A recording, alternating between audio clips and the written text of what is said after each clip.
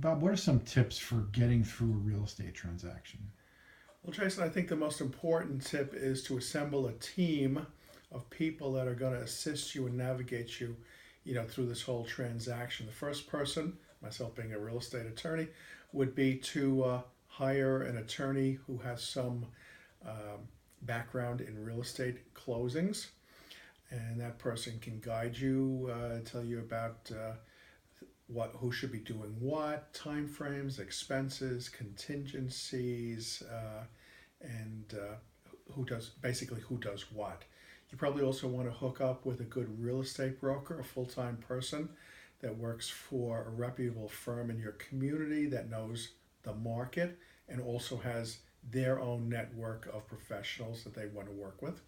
You'd want to hook up with a mortgage broker if you're a buyer to determine how much money you can borrow and what sort of documentation you will have to provide to the bank in order to get your loan.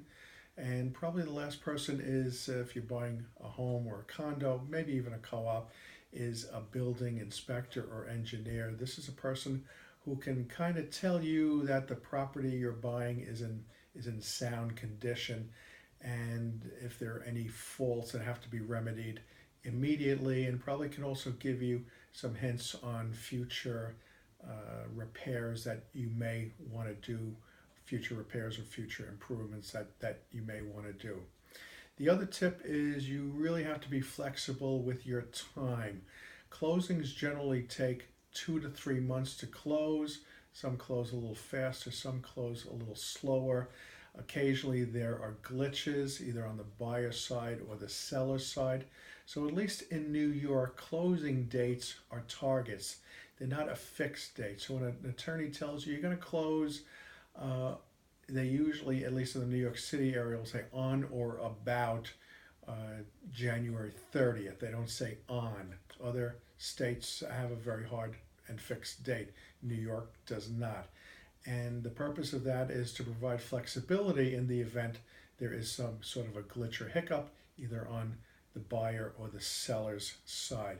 And probably the last tip is along in this flexibility vein.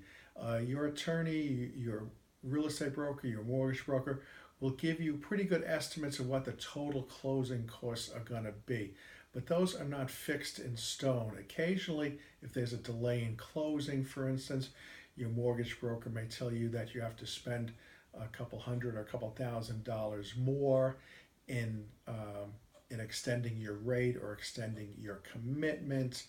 If you're a seller, once a title report comes in, it may show that you owe tickets or judgments or IRS liens, or the loan that you thought you had paid off really wasn't paid off or was larger than you expected to pay off.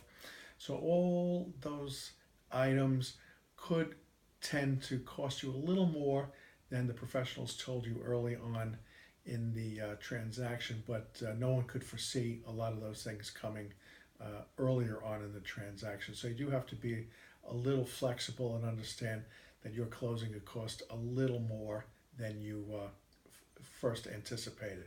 So if you keep in mind those tips, surround yourself with professionals, be flexible with dates, understand that a closing may cost you a little more than you anticipated.